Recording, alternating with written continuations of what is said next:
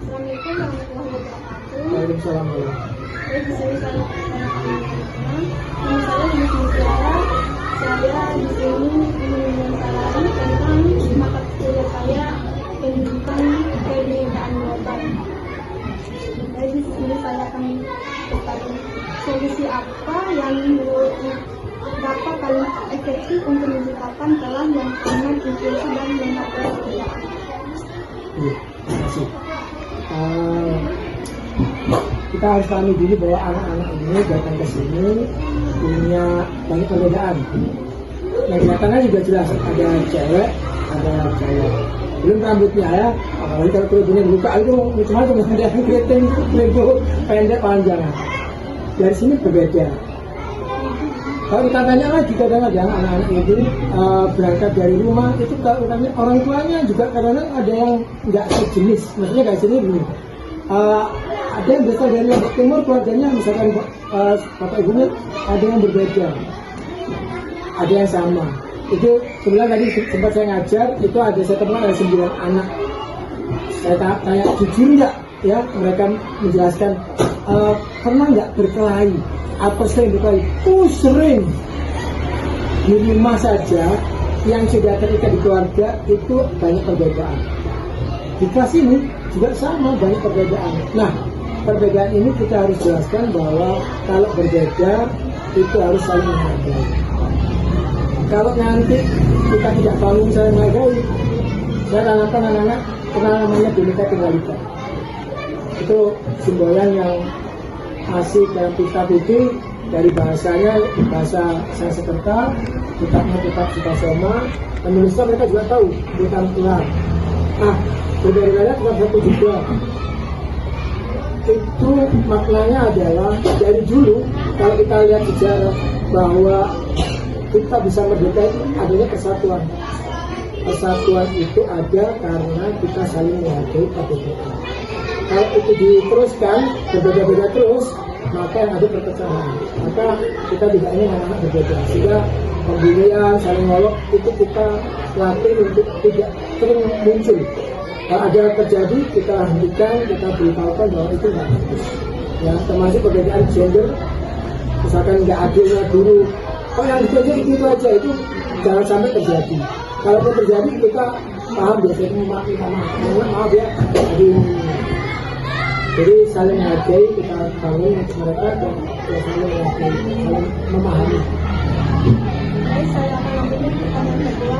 Tantangan apa yang paling sering Bapak hadapi ketika siswa berinteraksi dengan teman yang memiliki latar belakang atau fase yang berbeda? Iya, biasanya anak-anak punya kepentingan yang kalau itu diusik itu dia merasa nggak nyaman, ya.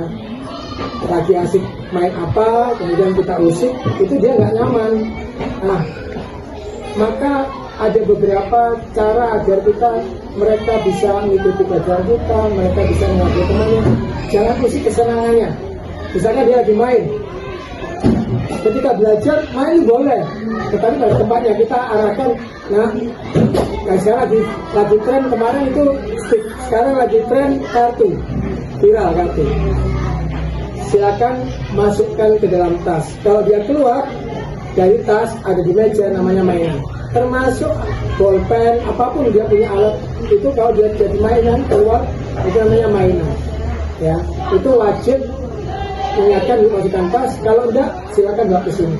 Bukunya dia walaupun buku itu buku sekolah, dari sini itu mainan ya. Namanya mestinya kita baca, buka untuk pelajari dia baik. Untuk apa dilipet-lipet dia mainan, itu jadi jatuhnya mainan.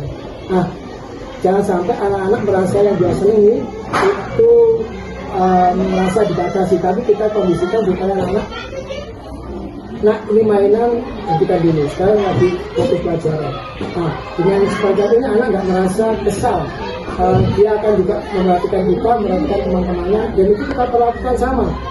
Kita nggak boleh bedakan kok si cantik misalkan itu kok boleh, saya nggak boleh. Kok Pak Adri ngeduknya ke saya terus ke sana nggak, itu nggak boleh kita lakukan. Nah itu kita lakukan, kita sudah membangun perbedaan yang secara nggak sadar kita telah meracuni anak-anak. Nah itu nggak boleh terjadi. Terus pertanyaan terakhir, apakah Bapak merasa kurikulum saat ini sudah cukup mendukung pembelajaran tentang kebinekaan dan perspektif global.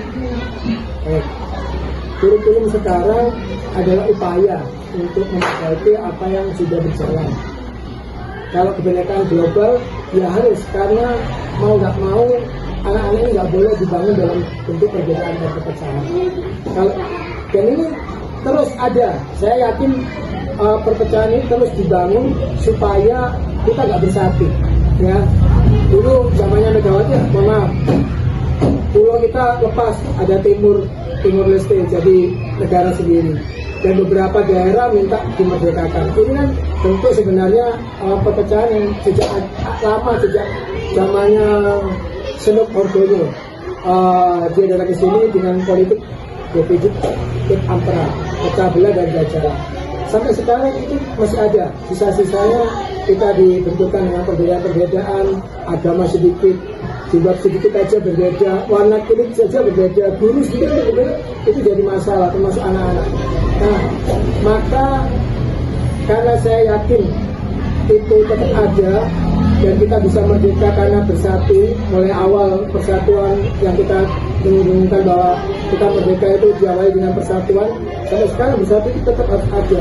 Kalau itu pecah, maka saya yakin penjajahan ada lagi.